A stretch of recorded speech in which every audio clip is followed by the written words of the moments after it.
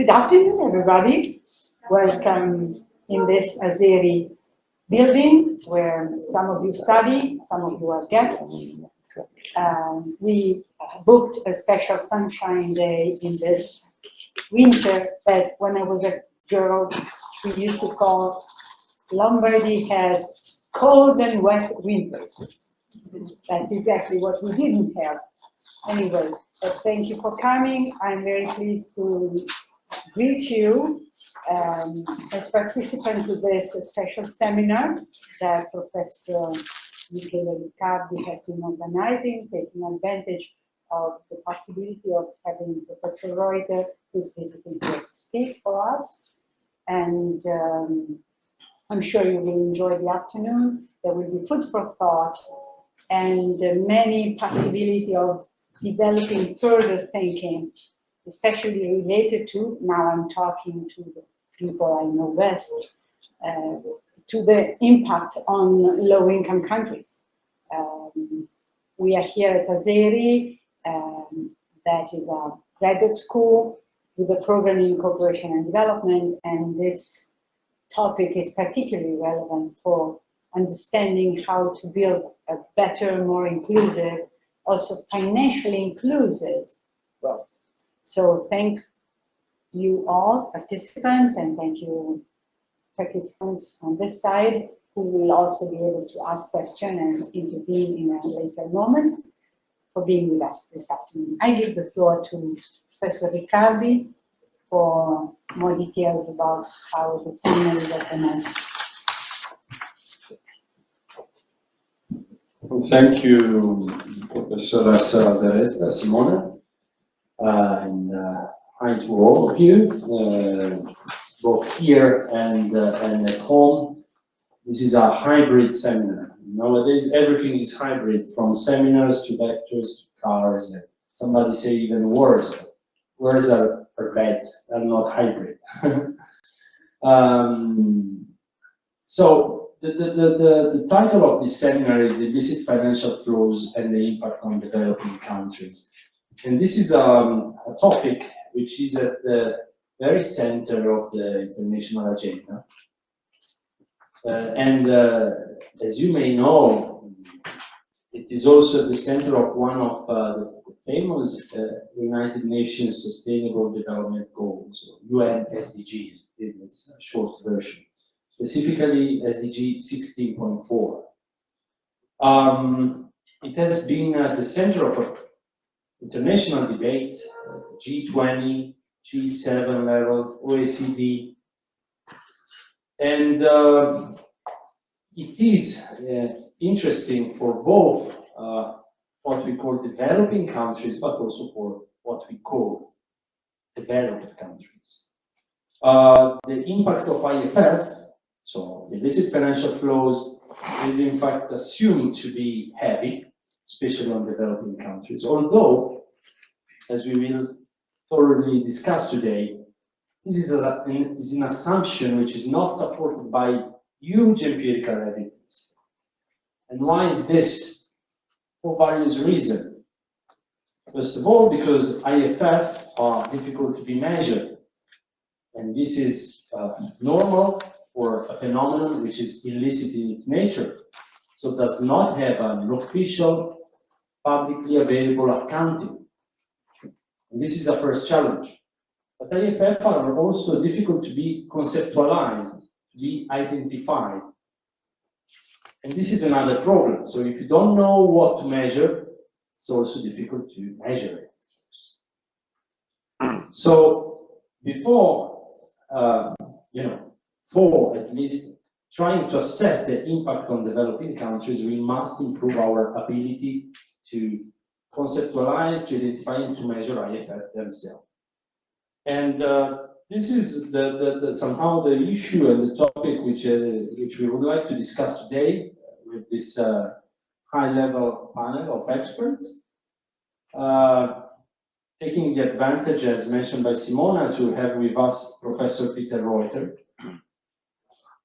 and also with this roundtable of experts from various disciplines which all contribute to the understanding of IFF Because one thing of IFF it is that as a phenomenon which is, or can be at least explored or analyzed by relying on a variety of scientific domains. International economics, of course, but also international politics, international relations, criminology. And so it's a multidisciplinary phenomenon which must have a multidisciplinary background in order to be understood.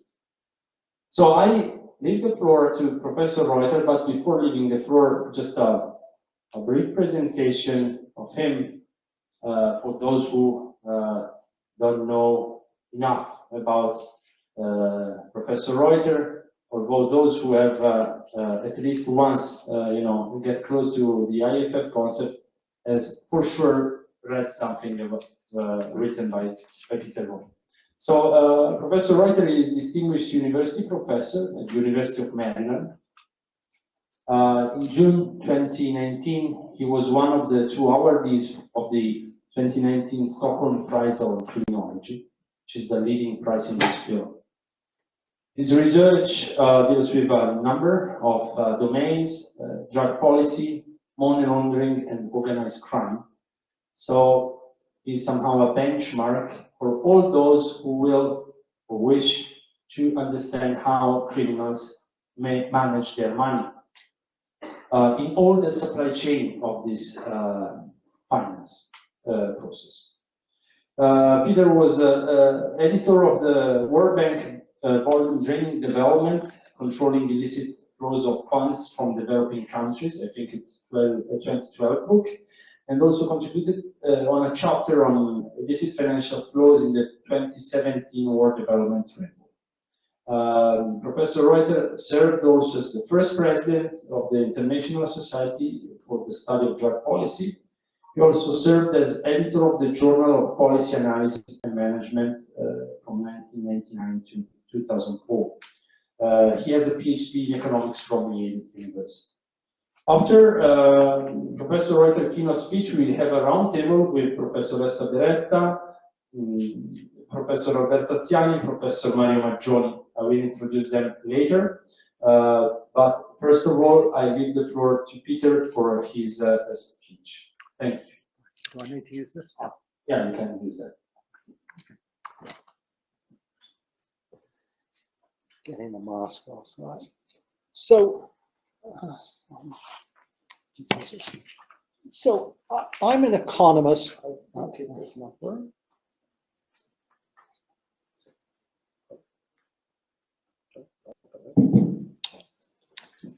I'm an economist by training, I always say, not by activity. And my interest is illegal markets. That what connects all my work. And I got into IFFs sort of by the back door. I was spending a sabbatical at the World Bank.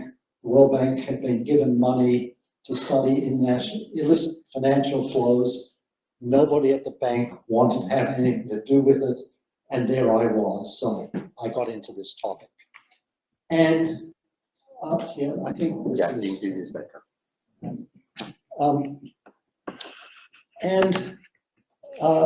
It's a very odd topic. It's sort of the first thing I want to get across. It's sort of what in English you call a three-ring circus.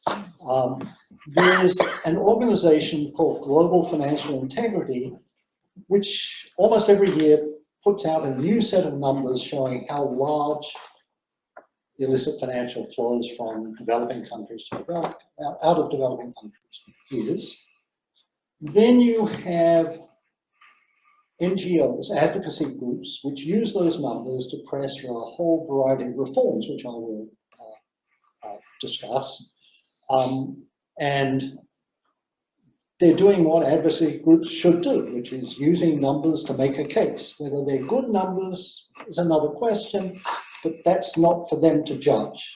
And then you have the august bodies of the G7 or the G20, which sort of, to use a Latin word, pontificate about the importance of IFFs.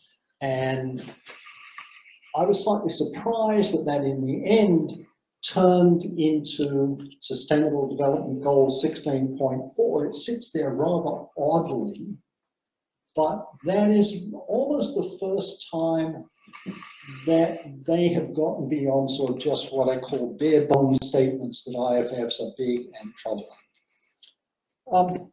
The multilateral bodies, in particular the World Bank and the IMF, which you would think would take on this topic, have been very lightly involved. As I said, I put together a set of papers for the World Bank, which they published, and they sort of got that off, and then discovered that that wasn't enough to satisfy the World Bank. Had to do a few projects, but it is not a mainstream topic for them. The IMF has basically stayed out of it. OECD's done a little bit. Academic researchers have also not been very involved. I used to check about every year to see if any mainstream economics journal had had a paper on illicit financial flows. I have not found one yet, but maybe I'm not doing the right search, but it's clearly absolutely at the margins of economics.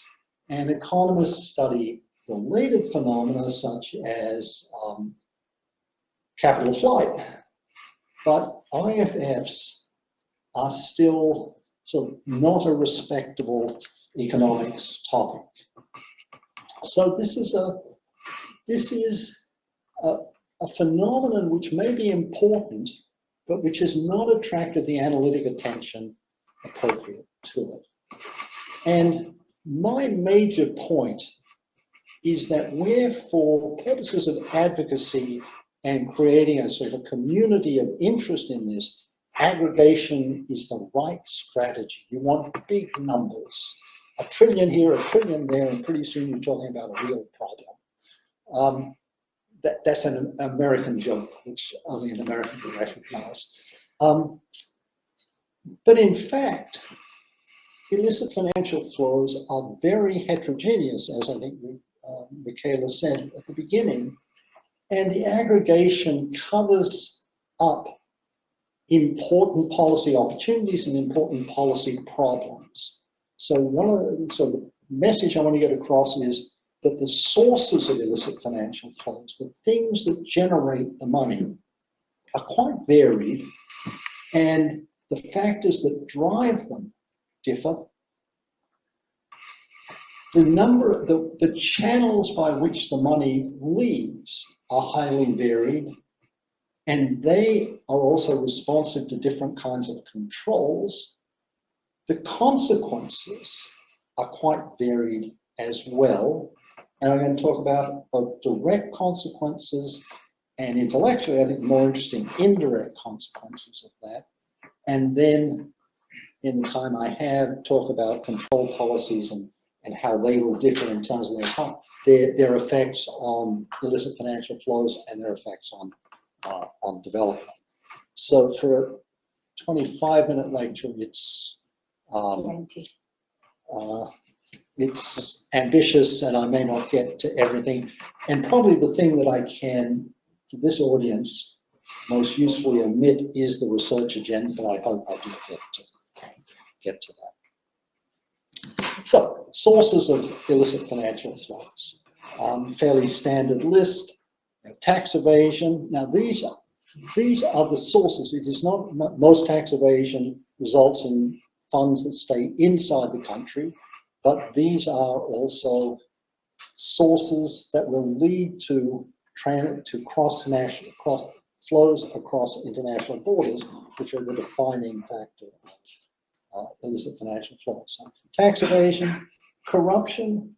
Most petty corruption has no consequences internationally. The police officer who takes money to not give you a speeding ticket does not have to transfer money internationally to look after it. On the other hand, the corrupt prime minister of Ukraine 25 years ago transferred a lot of money out. Grand corruption is what generates that. Criminal enterprise, which is sort of how I get into this topic, might also generate illicit financial flows, though by and large, my view is that illegal markets, criminal entrepreneurs in developing countries earn money in rich countries and are more interested in the repatriation of that money, so it's more an illicit inflow than an illicit outflow. You have illicit flows that represent efforts to violate currency restrictions. Lots of countries, you're only allowed to move certain amounts out. And the example that I keep on using is, so you have a Bangladeshi doctor who wants her daughter to go to a first-rate English, what they call public school, which of course is private, public school, and the only way to finance that is to use a hawala to move the money internationally, which is a violation of the law, and that's an illicit financial flow. And then you have transfer pricing abuse, and for those of you who don't specialize in this, I did not know what transfer pricing was until I started working on this topic 10 years ago. This is when fiat has transactions between branches of the company in different countries. It can affect its tax obligations by mispricing so that the profits appear in the low tax jurisdiction. That's transfer pricing abuse. So this is a set of sources of IFFs.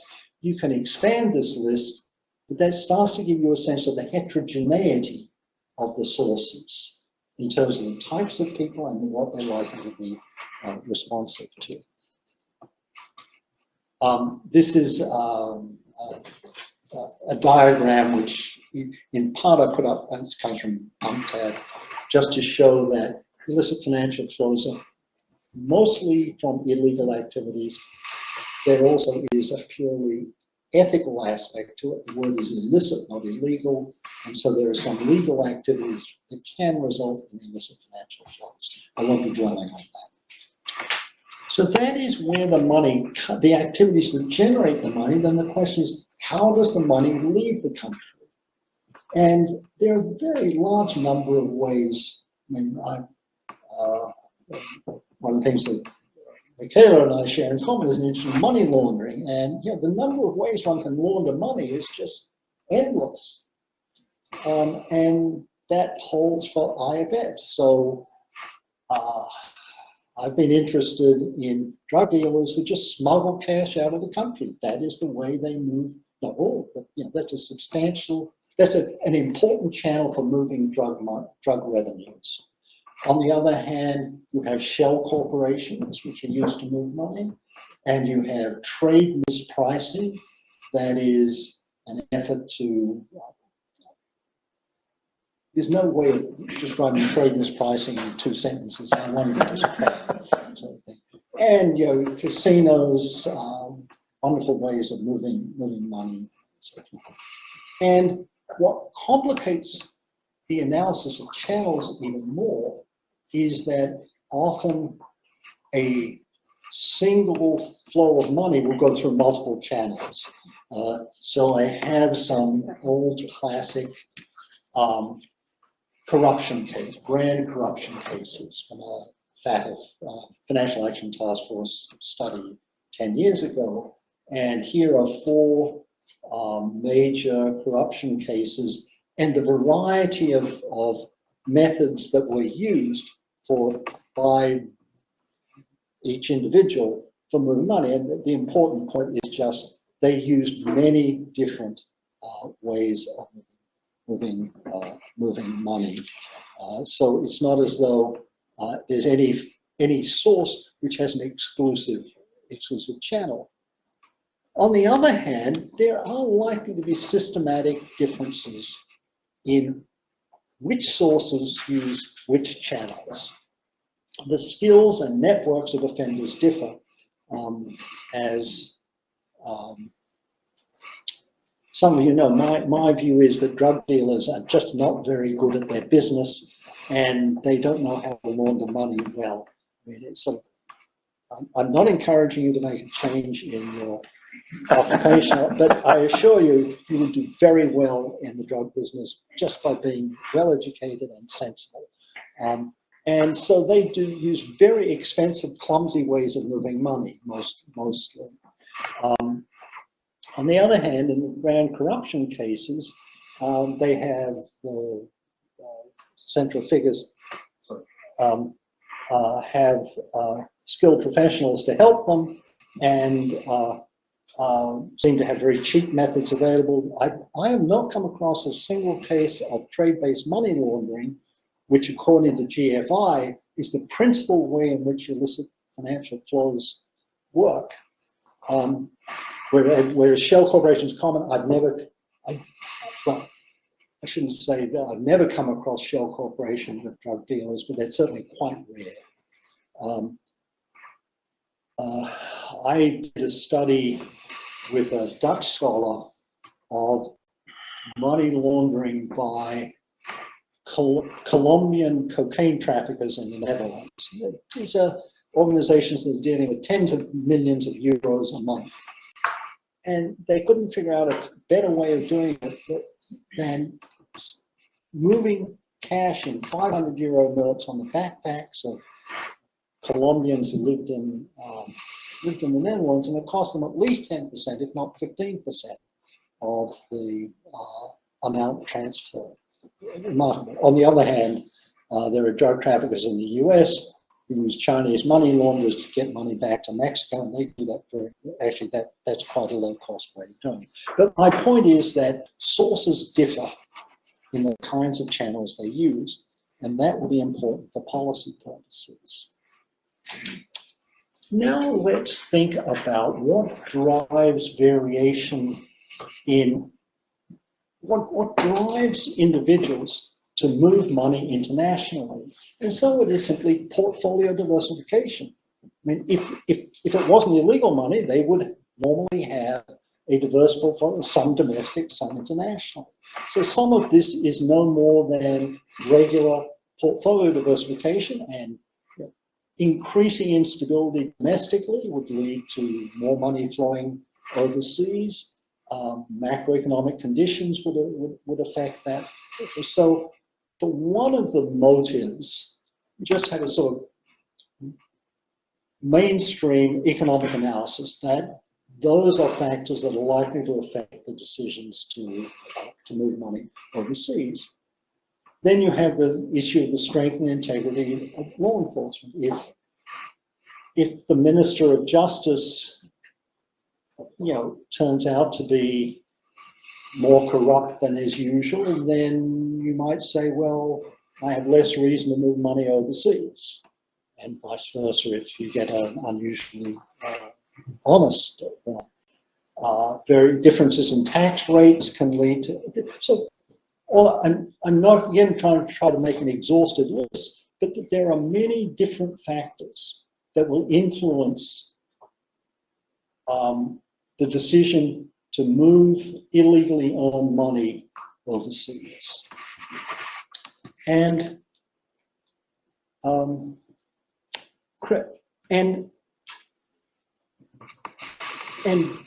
different actors are likely to be sort of vary in their response to these factors. For criminal entrepreneurs,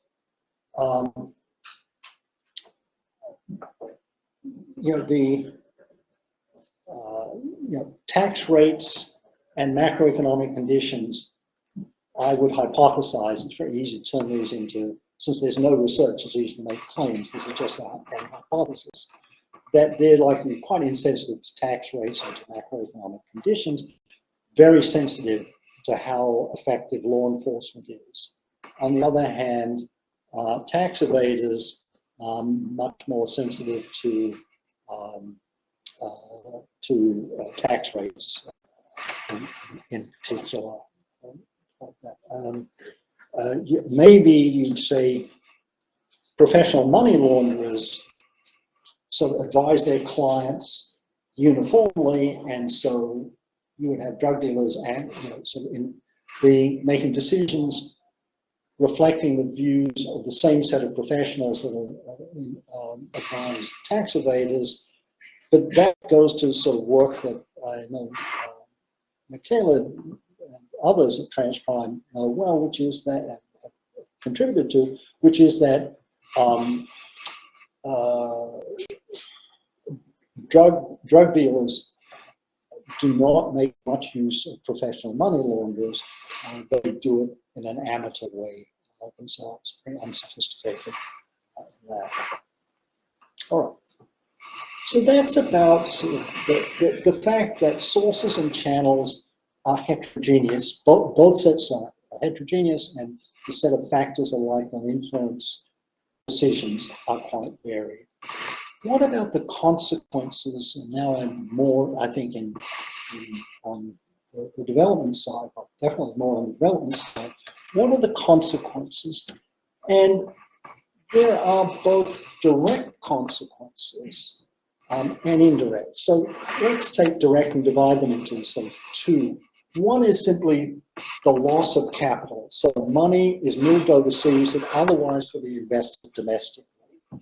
Now, little side note, of course, the fact that you moved it overseas doesn't mean that you could not decide to bring it back in a different form and invest domestically.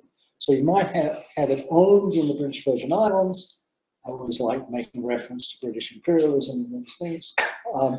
British Virgin Islands, and then bring it back to Nigeria and invest in Nigeria. I don't think that actually is a common pattern, but there's certainly a possibility. But so one effect is the loss of capital for domestic investment. Second is an erosion of the tax base. And again, since my emphasis is on the importance of disaggregation, just think about criminal entrepreneurs' decisions with their money if they don't send it overseas, and that of corrupt senior officials. So this sort of archetypal drug entrepreneur has a pretty short career expectancy, and going to spend years and likely to spend years in prison. In many countries, might be years in American prisons, but years in prison. And so if they keep it domestically, it is likely to have a much higher share go to conspicuous consumption, or at least, maybe conspicuous isn't the right word, but high living, as compared to your thrifty corrupt official who's looking after his extended family and invests for the family as a whole. So the portfolio decisions are likely to be quite different to these. Consequently, if you ask, if $1 million leaves from a tax evader, does it have the same consequence for capital, domestic capital, and for the tax base as compared to $1 million sent overseas by a drug dealer? I would suggest no, but the drug dealer, if he didn't send it overseas, would spend it domestically, not invest it. So there are just different development consequences of that.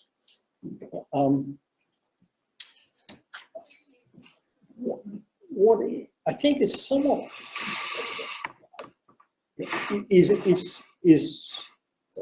what I think also important are the indirect effects, and rule of law and institutional development are the things that I'm referring to here. And I have one of my few graphic contributions, which I try to lay out for different components of illicit financial flows, how they might affect particular institutional outcomes and the mechanism in which they do that. So if we think about grand corruption, it may lead to the elite now has less property domestically to be protected, less interested in supporting the development of a strong domestic property rights regime. If the illicit financial flow is revealed, then that reduces public trust in the state. And so I've put together, a set of hypotheses about different flows. Just give you the end. I think with criminal earnings, you'd be very hard to see that criminal earnings lead to the erosion of interest in the sort of development of a property rights regime, revelation of the illicit financial flow. I think would have very, very consequential trust. So again, the emphasis is on heterogeneity. Control. There are 4 sort of classes of major controls that I think have been proposed. The one that a number of us are involved in studying is this anti-money laundering controls, not specifically aimed at IFFs, but they clearly have a consequence for IFFs. And the regime has been operating for over 30 years and pretty much in a stable form for over 20 years. There's automatic exchange of tax information, which is a way of preventing money leaving illicitly. That's more and more countries have agreements about that. The movement you're aware of is the effort to develop a beneficial ownership register that's available everywhere for everyone. And for the advocacy groups, an important one is what's called country-by-country reporting of corporate revenues, so that you can identify ways in which, instances in which corporations are moving money to low-tax jurisdictions, which really ought to be taxed in the jurisdiction of origin. Again, these controls will have different effects on different sources. A very simple one is, let's take country-by-country reporting at face value. That is aimed very specifically at IFFs associated with corporations, whether it's through transfer pricing or through other ways they have of shifting where taxable revenue appears. I'm deeply interested in the fact that the European Central Bank, which when the euro got started, announced 500 euro notes. Now, I won't ask for a show of hands, but I suspect most of you have not handled a 500 euro note. And there's a lot of evidence that 500 euro notes are very important in the drug trade. My Colombian drug dealer, first thing they did was turn all their money into 500 euro notes, so it would be easier to conceal it back.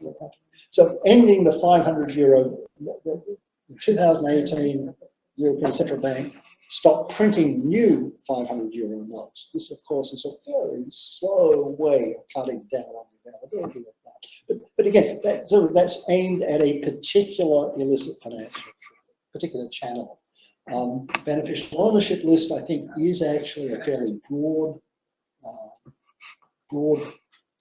measure of control that would affect almost any of the things. So actually, I will use my final 3 minutes to discuss a research agenda. So, let me go back and say, as I think has been clear, I think disaggregation is really very important. What's missing in the current discussion? Well, one is these numbers from GFI serve advocacy purposes. There's this tiny critical literature for academics, but very, very little. There's really no systematic analysis of the composition of sources, of channels, destinations. I mean, where does money get laundered? It gets laundered in the US, the UK, and Switzerland. Let's be clear about that. well, but how does that relate to IFFs? Is that just sort of where the money ends up, but all the original IFFs go through the British Virgin Islands and Cayman and so on? One really needs to know that. And there's no study of the effects on development. They're clearly quite different. In the GFI estimates, of course, China dominates. It accounts for, I think, a third of the total. Well, you could hardly claim that China lacks capital. On the other hand, you know, Nigeria, it is capital starved. IFFs can have real development consequences, very different from what they are in China. And so, you know, assuming one could do something by way of measurement, you'd like to look at differences across countries. I think that it's important to do some very basic descriptive research. What are the origins of funds of shell company purchases of real estate in London, elsewhere? What are the channels and disposition of funds in major corruption cases in developing countries? And I think actually that is feasible. Those cases often provide a lot of rich descriptive information. It'd be useful to put that together and get a systematic understanding of these things. And finally, just let me say, I'm interested in the analytic side of this. So there's something about, let's say President Mobutu had not been able to take his money out of Zaire and spend it in the south of France. What would he have done? Now, the nice story is, oh, being corrupt then wasn't so valuable, so he wouldn't have stolen as much. Another one was, well, so perhaps he would have gotten his satisfaction from endowing public libraries. That was the best example I could come up with, the health clinics in Zaire. Is that so strange? Not a silly problem, but you need to think through the counterfactuals. What would happen if we stopped these floods? A much sort of more concrete one is, if transfer pricing abuse was really impossible, how much would that affect foreign direct investment? It's a tough question to deal with. I think I've probably laid out enough for a discussion. If you want to conclude. I will conclude that this is a rich topic. It's not clear if this measurement issues are soluble, and it's pretty hard to make progress until we have solved those. But I think that even the measurement issues, it's probably not going to come from trying to measure how much, what are total illicit financial flows out of a particular country, but focusing on individual sources and building up a sort of granular understanding. Yeah, thank you.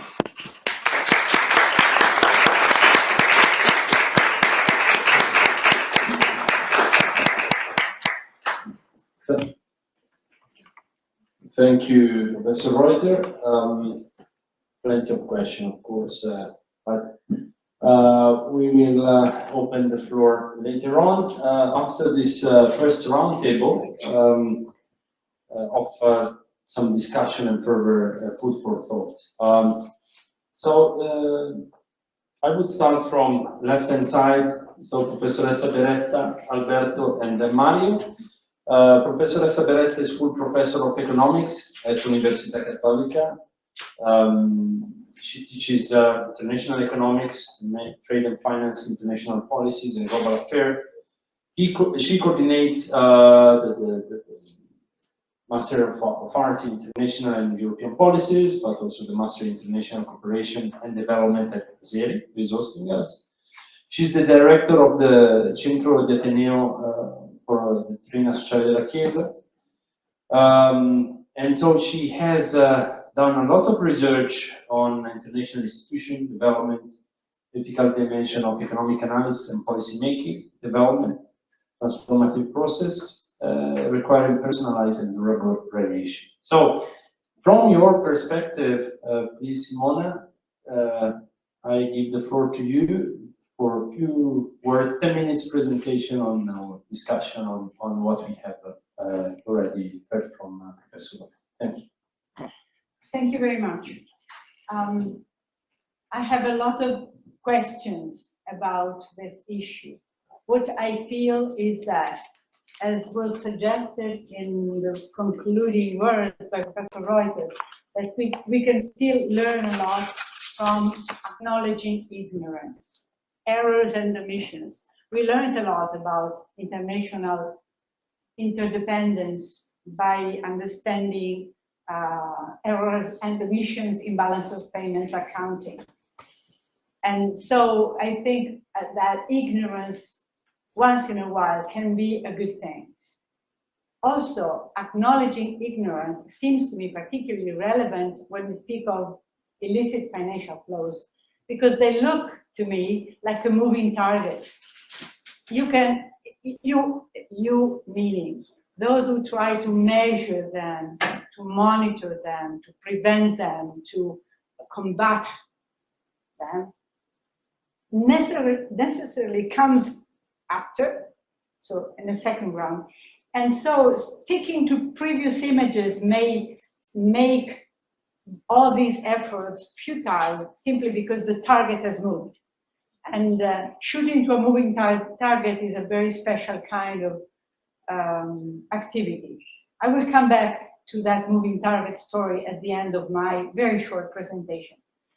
I'm going to list some items that seem to me particularly relevant objects of exploration in this illicit financial flows world, which, as we saw, it's very differentiated in sources, channels, and in policy applications.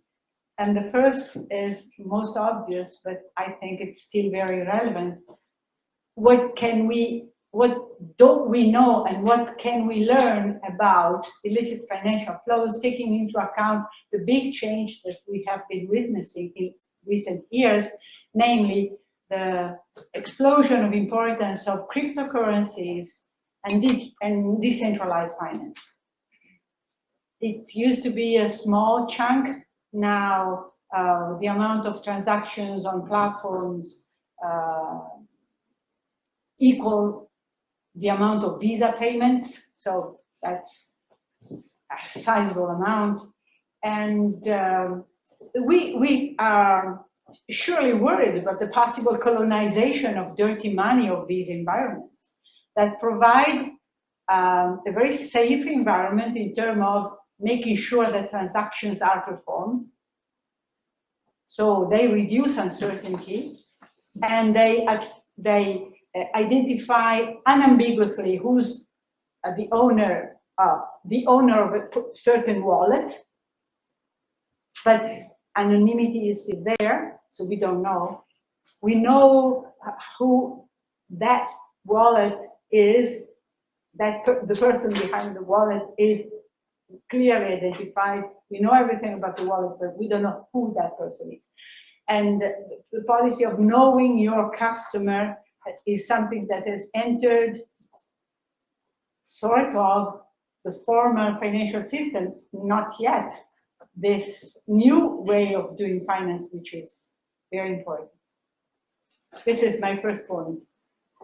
A moving target, including the crypto and digital. And there's another aspect that we may think it is important, and it is that what is illicit may be endogenous to political changes. For example, sanctions create a whole new set of newly illicit transactions. And this makes illicit, defining illicit and moving as history evolves. And we know that history is running very, very fast. And then I had a third aspect concerning what's happening in the sphere of tax abuses, because I think this is the one on which we might know a little more than about others aspects of illicit financial flows. And we know that there has been an effort by G7, G20 to tackle this issue. And but there's a lot of controversy about how effective this 15% minimum taxation of multinational is, because we still lack a proper basic understanding. So we are still ignorant of what's happening to creation of profits in different locations.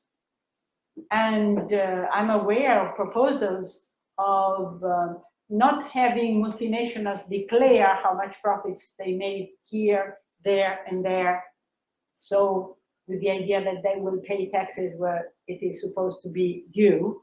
But maybe some other more courageous hypothesis of assuming that the proportion of profit is proportional to some sort of relevant variables in terms of development. How many people work in that country for that firm, directly or indirectly?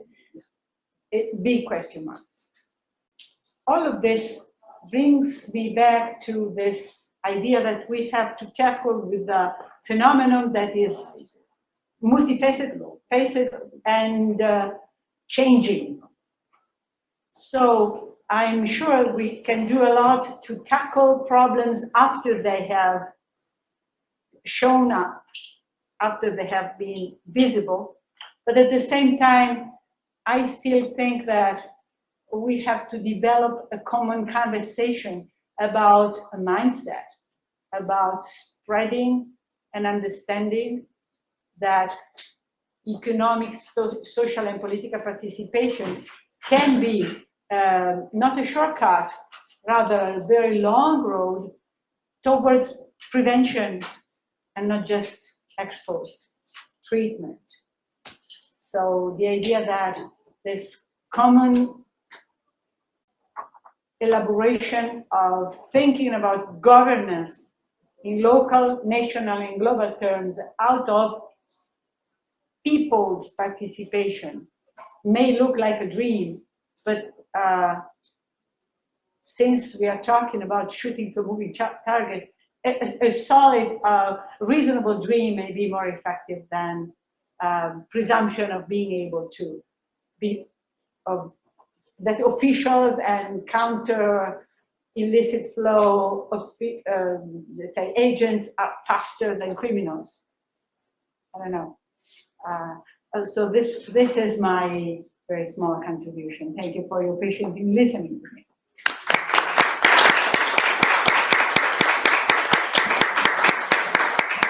Thank you, Simona. So we understood that it's a big umbrella concept, and the one of IFF. It's also now a moving target. So it's not the best conditions, you know, for approaching a measurement. But so now we have an expert of measuring IFF. So Alberto AZIANI is assistant professor at Università Cattolica, senior researcher at Transcrime. She's one of the old animals whom we like very much, having a background in both economics and criminology. He has been an expert involved in the United Nations working group on measuring IFF, and has also written this nice book called Illicit Financial Flows, a Contested Concept and the Challenging Measurement. So, Alberto, can you enlighten us on how we could try to approach this measurement challenge? Thank you. Thanks to you, and thanks for having me here today. Sure, the pointer. The first time I've been reading the work by Professor REUTER, I've been really convinced by this aspect, this idea of the need of having a disaggregation of illicit financial flow and to focus on the different sources and the different methods that criminals exploit to generate the funds that are moved around the world and the methods they use to move around the world. And the first implication of this disaggregation idea is to try to simplify, to focus more on the concept itself, and try to attach a second label to illicit financial flow. So the first idea is to label illicit financial flow as related to a specific source. So for example, illicit financial flow related to drug trafficking or firearm trafficking, tax evasion, okay? This helps us to better clarify what's the things that we are looking for, okay? And as Professor Reuter explained before, to develop policy that can actually tackle that specific problem. And the same thing does not apply only to possible sources, so the generation of the illicit flows, but potentially also to the instruments, the mean that we use to transfer these kind of capitals around the world. And this dimension does not refer only to the conceptualization of illicit financial flow, but then we can try to reverberate, see its effect also on the difficult task of the estimation of illicit financial flow. And so the logical consequence of this idea of the importance of the disaggregation is, instead of trying to directly estimate illicit financial flow as a whole, having to fight with the fact that the concept itself is quite fuzzy and we don't have at the moment a clear understanding of all the mechanisms that moves these capitals, to shift back to the possible source, this possible illicit activity that generates the capitals that then end up in being moved across the sea. Okay? So the first step is to try to build a model of that specific activity. Here in the example, you have tax evasion. And then in a second moment, you try to understand what's the share of it that actually move out of the country. Okay, Professor Reuter before was making the examples of petty and grand corruption. Obviously, the share of capital that moves out of country in the two situations, in the two activities is different. So we will have a different share of the capital moving abroad. And then doing this for each possible activity in which we are interested into, we might aggregate the estimates and build an overall estimate of illicit financial flow. And at the same time, we have a measurement of specific activities and illicit financial flow related to specific activities that may help us in developing and analyzing, controlling the effect of policy, targeting that specific source of illicit capital. And this pretty much, I think, my work on paper, and when it moves to producing the actual estimate is actually a different story, because definitely we have more information on the economic system and the modeling of the single activities that generate illicit financial flow, but nonetheless still we're not able to fully model the single activity, the single source of these illicit capitals. Very often we lack all the necessary data. We don't have the availability of the data to actually produce these estimates, and the data themselves, even when they are available, perhaps are not fully reliable.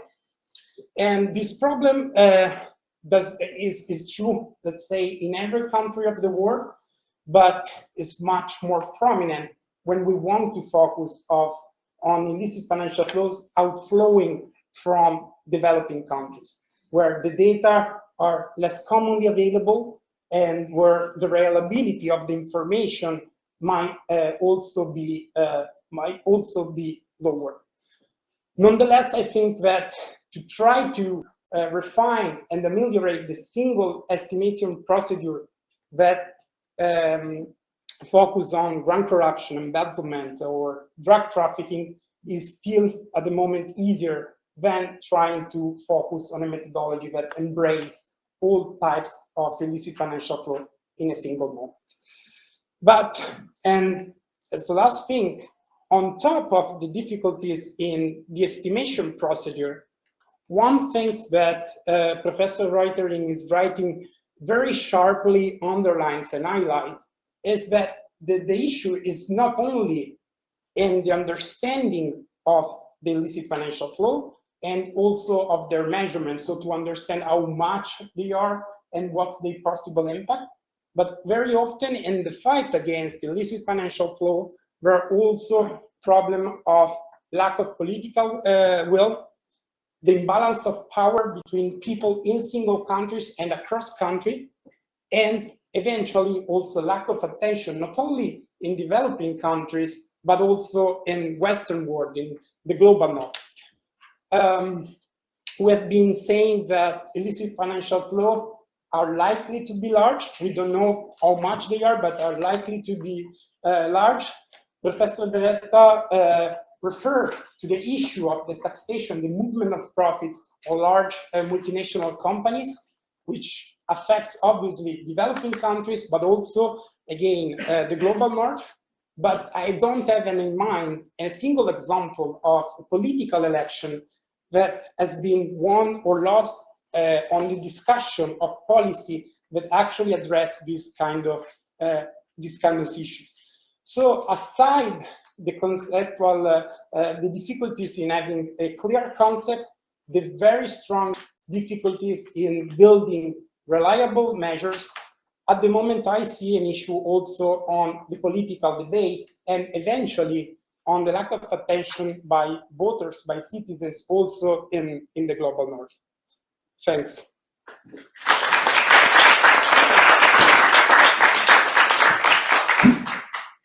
Thank you, Alberto.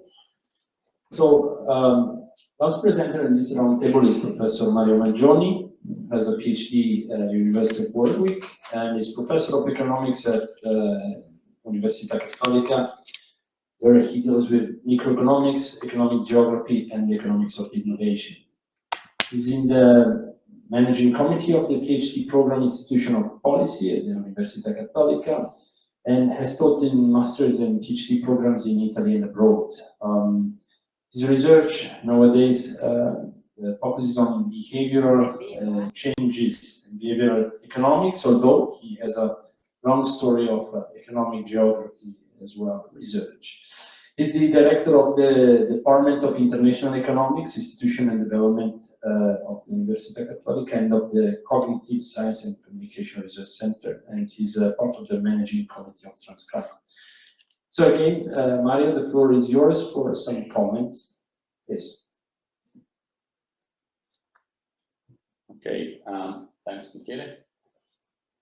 So I tried to put all the patches that I was wearing today. I look like one of these generals with a bunch of medals. So you can just move on. Yeah. So in fact, being the last, I have some advantages and disadvantages. The latecomer. Most of the descriptive things and issue that I want to raise has been already raised. So I had the kind of descriptive part and a provocative part. And you get all the provocative part because the other one has been already spent. When looking at IFS, I was, following Koban and Jansky. I was really puzzled by the idea of what illicit means and the problem in defining illicit. And so illicit is a combination of two things. First of all, is what is forbidden by law, rules or custom. Now, forbidden by law, fine, okay, it's illegal. Now, however, that seems nice and defined once forever. However, laws change over time, and laws are different in different places. So, again, laws are space and time specific. What is unlawful here may be not unlawful there. What is unlawful now may be not unlawful 2 years ago or in 2 years' time. So, on the one hand, there's a problem just for practitioner and researcher. If your definition of what you are measuring continuously changing over time and over space, then it's quite a mess to try, either to run a cross-section or even a time series. So that's a sort of methodological problem. But also on the issue, just try to take off the hat of the academic researcher, which is quite strict on my head. That's also a problem about, you know, how to define. But if this is a problem for illegal, then that's definitely much worse for something which is forbidden by rules and custom. Because that, and I took the definition, may encompass actions which are socially or morally unacceptable. Socially and morally, very slippery concepts. And even more time and space specific. And we saw in a few years something that was conceived as a normal custom, maybe not so appreciated everywhere, to become a kind of very big problem. So, so that's the first provocative question, which is it fair and easy to rob a thief? So my sort of mental experiment is, you know, you define lawful and unlawful behavior, and usually just by telling that, you're assuming that the government who issued the law has a legitimacy and follow legal procedure.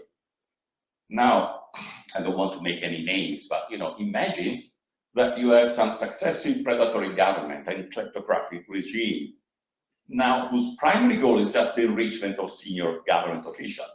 Now, under those circumstances, a subject that wants to avoid confiscation of assets by a successive government, is it doing something morally and ethically acceptable or unacceptable?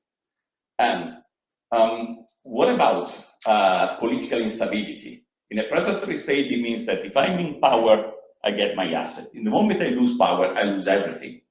Because the rule of law is not, and the property rights are not enforced. So is this idea of try to ship overseas my wealth is a totally unacceptable kind of behavior? I was thinking when you were mentioning the story of Mugabe building either public libraries or spending money in a lavish villa in the French Riviera. In a sense, Pablo Escobar was doing something in between. You know, it was also providing a kind of social policies think about, for example, the Islamic militia in southern Lebanon, or the kind of a welfare state that even mafia is, Cosa Nostra is ensuring in the southern Italy. So, you know, even some kind of spending money in providing welfare for your people, that seems to be a nice activity, because that can be used in a very, very unethical way in order just, for example, to grab support for your illegal activity. This is mostly thought about my students. Think about corrupt elites in a stable country with long-term view that in the future the government may change. So what they can do is try to establish an agreement with the opposition, say, okay, so I steal some money, and when you got to the, you will go to the power, and I will go to the opposition, I will leave you, steal other money, but as an agreement, you would not go and get my money that I saved in my government period. Now, just as a reminder for my course, this is a classical prisoner dilemma. So the idea is, can you trust a thief?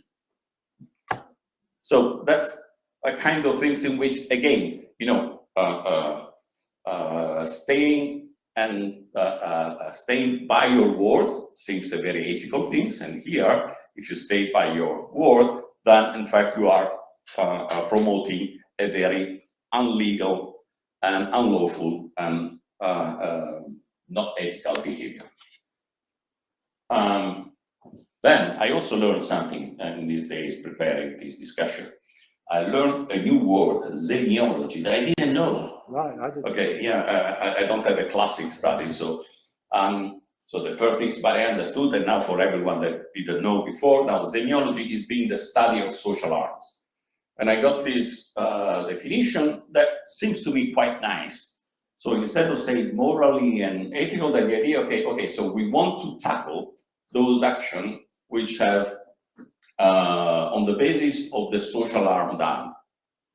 However, that also seems quite nice if you just look at this definition from far away, and then when you just go into that, then again, this is quite mobile, like a mobile target, because your ethical definition of what is a good life changes over time, and so also what is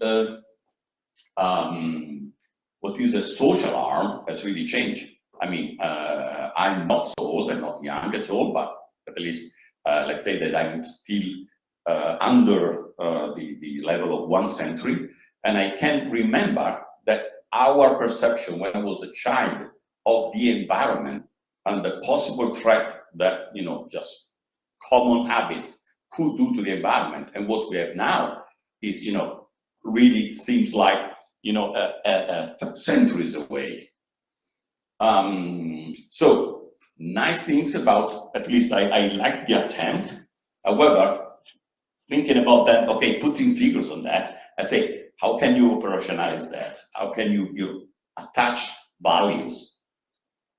So, okay, you already showed that that's quite a mess, okay? So the different institutions that look at different activities that then may use different channels. Everyone has already talked about that.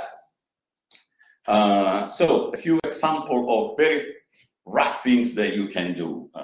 Again, because there are several things and several different things, this is not an exhaustive example, just 2 examples, 2 different things. The first one is try to make evidence of the possible sources of some specific IFS. So here you see this table in which on the left-hand side you have the capital flight estimates divided in 2 panels, larger than 5%, lower than 5%. And then on the right-hand side you have the definition of economies based on the fact whether the primary sources is very relevant in the share of GDP. And if you just give a glance to it, it seems that the 2 panels in the left-hand side and the right-hand side look like quite similar. Okay, that doesn't mean that if you have a large primary resources sector, by definition you have IFS. But as in Transcrime always like, there are some specific industries in which some behavior are just most probable. That may comes from a combination of possibilities and on the other hand on incentives. Okay, so you may have the ability to do it better than in another industry, and you also may have more incentive to do. And the bottom line of this slide, people having lectured with me knows that I teaching economic geography and being an economist, I colonized the entire slide, so to put a kind of density of word that is look like in Manhattan downtown.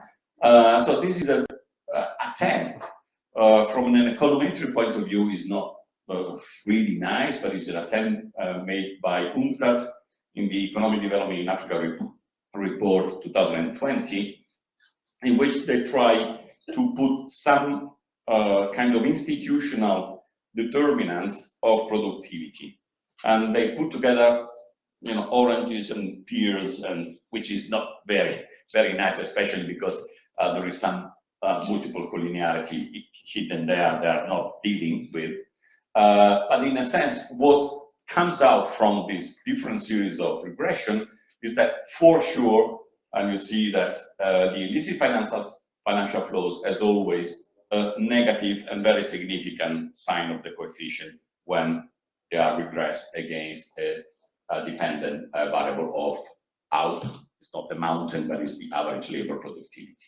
And the same thing is for corruption. So the higher the corruption, the lower the level of productivity. And the higher is instead the rating of the financial sector, the higher is the average labor productivity.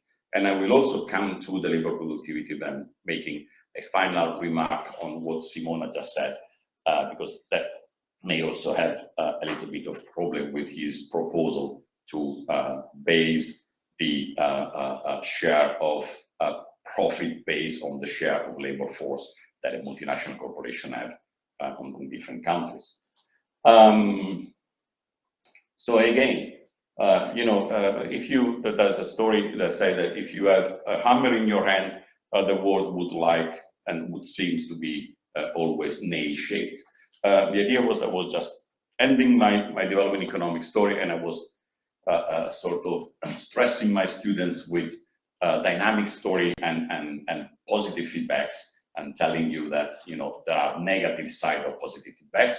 And this story has already been told by Peter in the beginning, but the idea is that IFF are really important, not just because they have a direct consequence, but usually because they both reduce either the state capacity, the state resources, the political representativeness, and therefore the second round effect may be even worse because the bad effects enlarge throughout the society.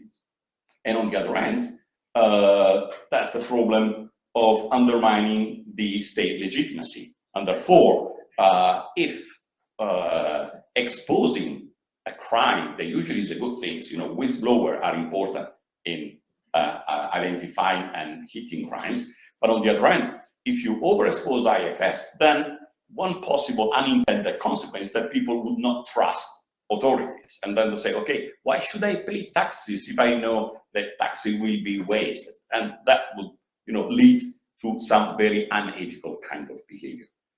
Finally, really just an observation based also on the work by Alberto. I'm really sure that by definition, IFS being flows between one country and another country are relational data. So something that relates at least to a couple of observations. So it's not attributional data, it's relational data. So these are some kind of possible example. And this is, for example, the profit shipping by Sub Miller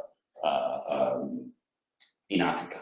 On the other hand, so I'm also GFI as a bad guys in my presentation. I was sure to be on the right side.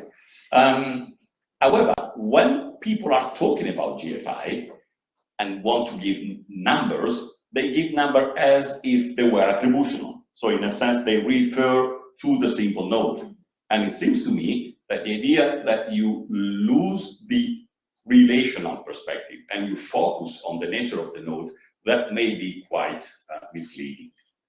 Finally, 2 hours for this presentation of this table. Michele passed me yesterday this paper by BERETTA. Really nice paper with the gravity model and iteration story. I will not go into details. But there's a fantastic kind of, say, mental representation and intellectual model. However, read the lines in the white top of the slide, and they say that they use Dutch suspicious transaction report data flowing from the rest of the world to the Netherlands and from the Netherlands to the rest of the world, and assume similar pattern to all 4 other countries. And then they have a sort of caveat. This paper is published in Science, by the way. We would give an eye and a liver to be able to publish in Science. However, and then they say, yes, and because of this assumption, the kind of estimates we got, they are more realistic for countries which are much similar to the Netherlands. Surprise, surprise. Now, in fact, we would like, in fact, to look at countries which are very different from the Netherlands.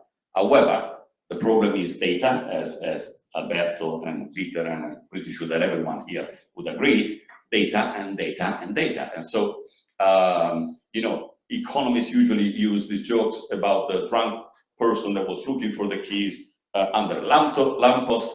The policeman comes and he says, "What are you doing?" "I'm looking for my keys." "Did you lose them here?" "No." "And why are you looking for that?" "Because here there is light." That's the same thing for data in economics. We usually measure what we can measure, even if this is not really the kind of phenomenon we want to tackle. And final, So if data are relational, then network analysis would be an important tool. I know that Alberto is using. My suggestion would be that what may be in fact important is, I quite agree with Peter that to aggregate is not really useful. On the other hand, I think that if you start from very, very bottom, sometimes you have some problems of external validity. So in a sense, let's say that the holy grail for this analysis will be to reach some sort of middle underground intermediate level in which we are able to aggregate something without losing too much of the specificity. And thanks also for a few minutes.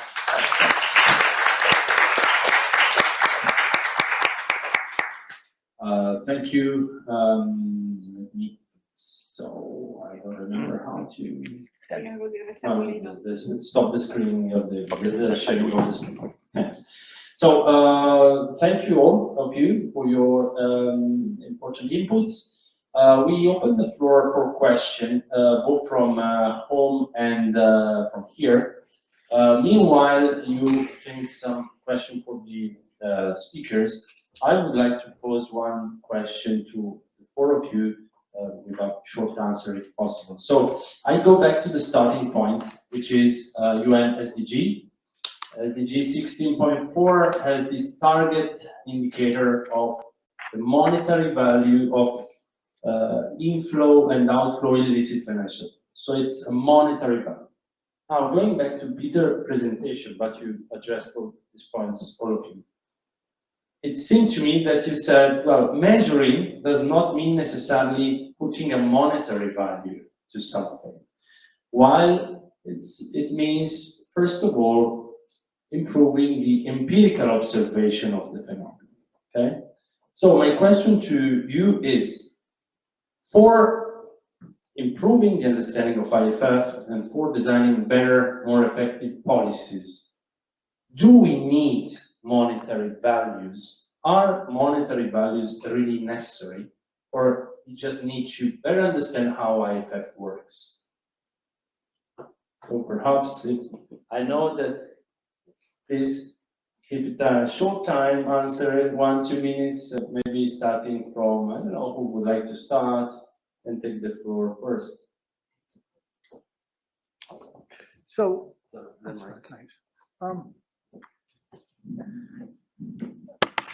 in the context of sustainable development goals, you really don't have an option.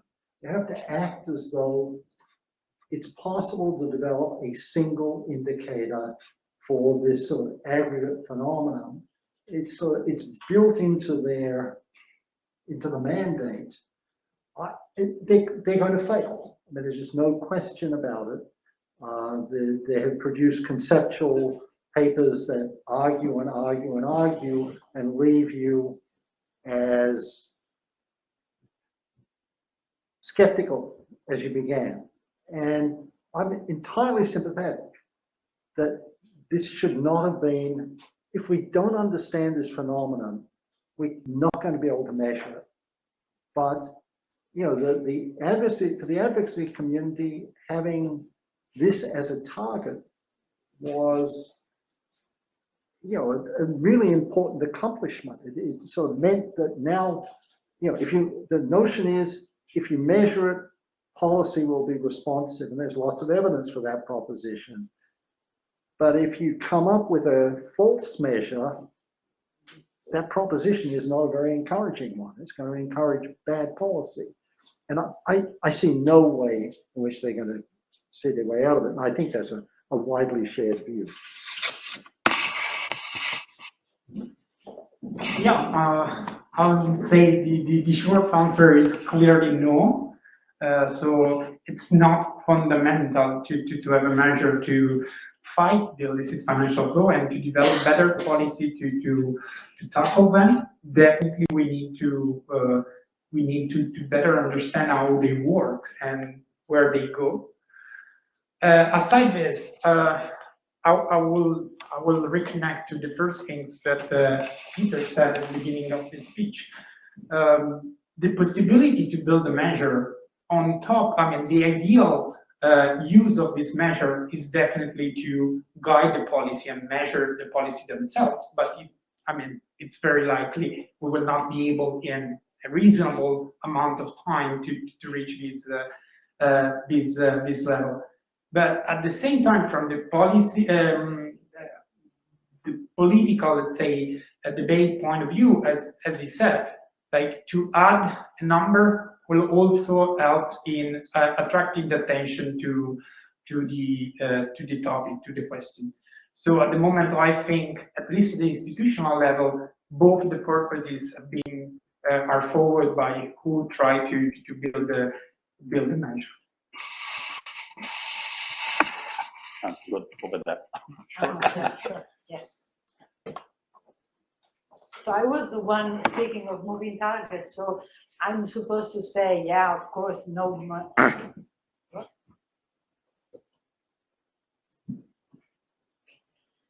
No, one single number is not good. But still, I have to realize that in this complicated adventure of Millennium Development Goal 2015 and Sustainable Development Goals, possibly the best outcome we got was a serious debate on how to measure things. Let's not forget that in 2000, education was defined as enrollment. It didn't take so much time to realize that enrollment means nothing, and you need to tackle learning. But having put a target and measuring that with open mind and open heart allowed us to move on and improve. And I am definitely favorable on this process, which requires acknowledging ignorance. I come back to my point. There's no problem in giving wrong numbers, provided we are not stating those numbers as the ultimate word on the issue.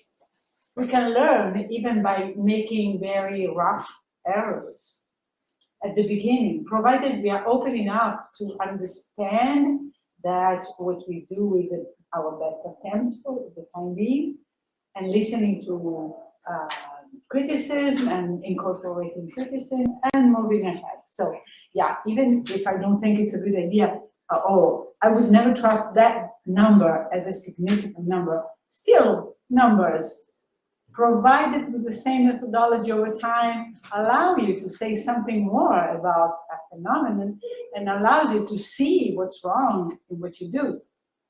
For example, monitoring enrollment and realizing that the literacy rate did not change along with changing enrollment, well, provided a better vision of what education, childhood education in particular, means.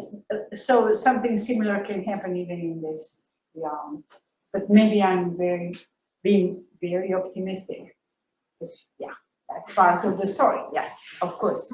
We need to be. We need to build, being aware of our limitation, but being willing to move on with a positive vision.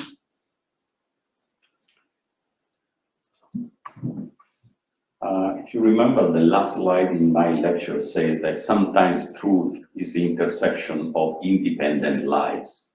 And that kind of things, they may be that, to have different attempt based on different methods that comes out with different figures may, in fact, help reaching at least a process. Sometimes what is really important is not just the product of the analysis, but the kind of process as Simona was mentioning about the education is definitely a fantastic example.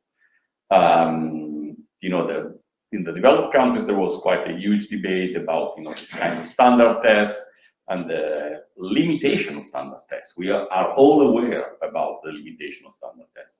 However, that things could start the debate about the idea that it's not really just important, for example, to have people entering the classroom, but that, for example, if you just have starving people entering the classroom, they don't learn, because you need to feed them in order to have them productive while they are in school. Now, coming to the idea, to the issue of today, although, you know, I think that here we are lots of people that are at least economists for as education, if not as professionals, and some of them, yeah, all of us think so. Think so. Yeah, but so in a sense, I would not going pushing toward the limit of shadow pricing, but in a sense, if you also think about the story of development models, one, these development models were able to have a rough, workable, testable proxies. And these proxies could be tested to see whether starting from some position and then take into account, you know, different saving rates and these kind of things, and to see that the projection of the model was not what in fact happened in reality. Again, think about the debate about the convergence and divergence. That really spurred the birth of a new class of model, the endogenous growth model, that it at least put at the end, put at the beginning what comes out at the end, i.e., with, for example, technology being the engine of growth. That was something that, you know, Adam Smith knew already, and Ricardo knew already, and Schumpeter knew already. However, the growth model were not taking into consideration that. And through this, you know, failed attempt, but at least an attempt with some figures attached, that progress happened. So in a sense, I would quite differently from my natural inclination, I would go together with Simona on the optimistic story, say that at least maybe not one wrong figures, but many wrong figures independently computed may help in identify at least the right direction which to move. Thank you. So I open the floor here, and from home, I look at you first, guys. We made 12 hours lecturing this week on IFF.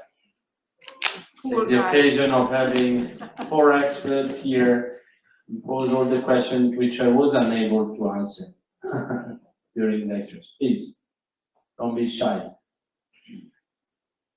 So you were already fed up with the issue, exactly. Now more of that.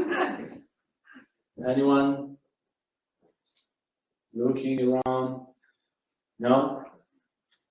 You may still think. Meanwhile,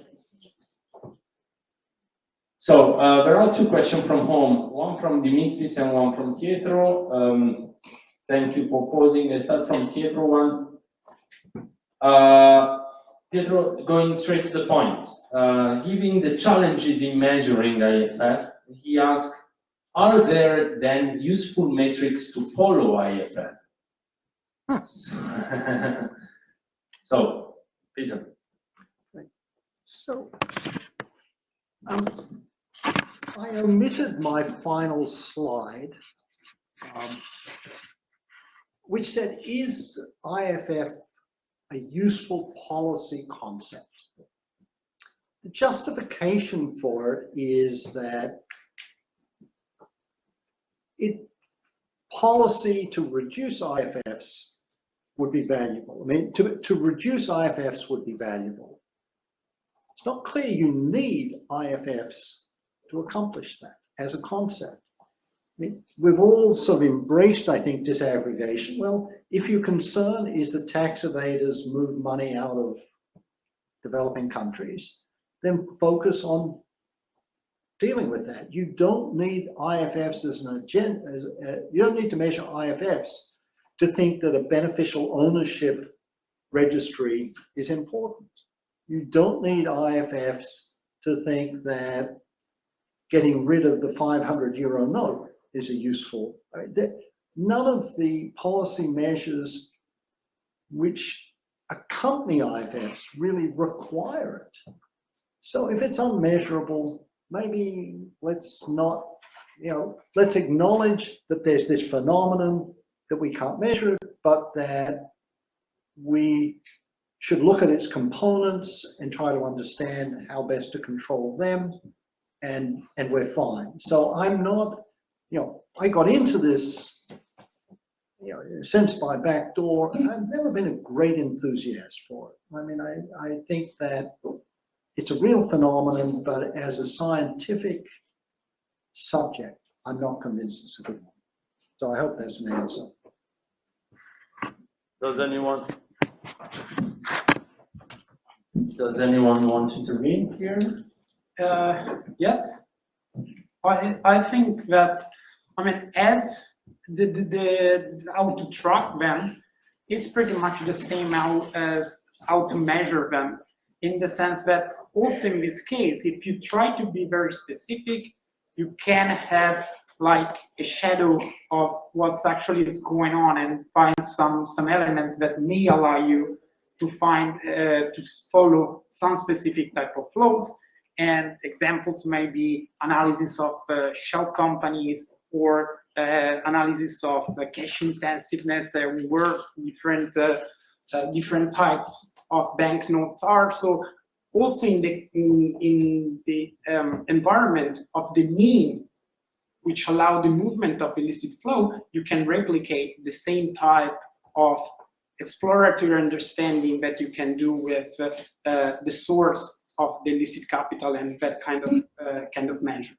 Then obviously, as it is for the overall estimates, if you aim to clearly understand where they go and how they go, then at the moment clearly we are not able, and very likely we will not be able soon. Thank you, Alberto. So maybe just the last two questions, maybe one from here. There is already a question from home, from Professor McLeavy. Hi, Mike. We miss you. So do IFFs generate a false equivalence between harms, and we should focus on harms instead? Is that what Peter is arguing? But I think that also you, Mario, mentioned the harms, so maybe Peter, Mario, you would like to intervene on this. In a sense, that's the idea that was depicted in my second slide. And as I said, I'm pretty sympathetic with that.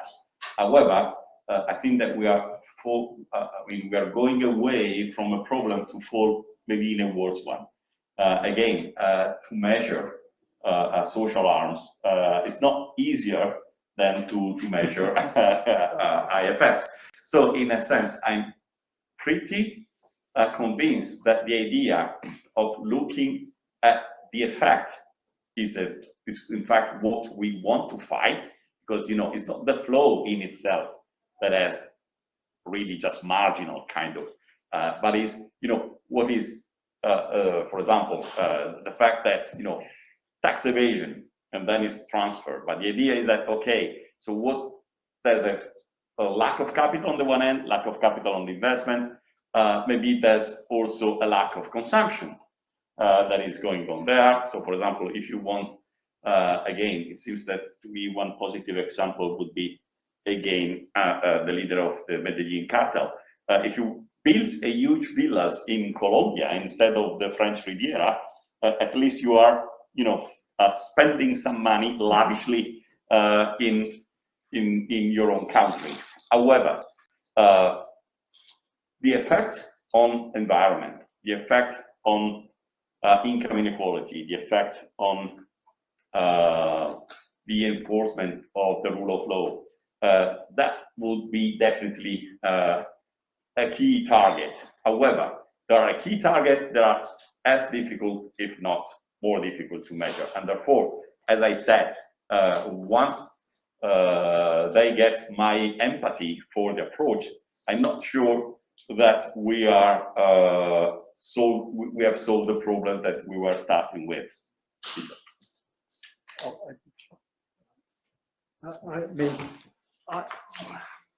I agree that.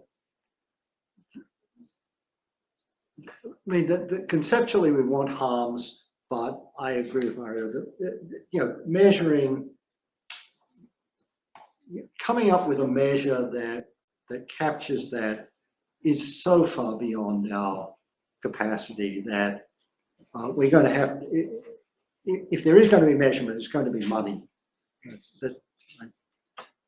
I did my PhD in economics in the end. Let's use it. Yeah, and we know the problem with shadow pricing, by the way. So, any last question here? No? No question from the classroom? I don't know. So, probably everybody has been crystal clear. Okay. And this is one of the, what we are learning, that in this hybrid mode, those from home those from home are causing more questions than those in presence. Anyway, I know, Cosimo, please, on the microphone so as they can hear you from home as well. Okay. Oh, you can take this. Wait a second. Yeah. Yeah, I don't know if it's very relevant as question because I don't really know much about the topic. Since all these difficulties, like measuring and whatever, within and beyond the IFFS, what about maybe thinking about qualitative methods to approach this topic? No, so my notion is that we do have to build our understanding of this phenomenon at a granular level, and that is going to involve qualitative research. I think that is, and in a way, it's the traditional view.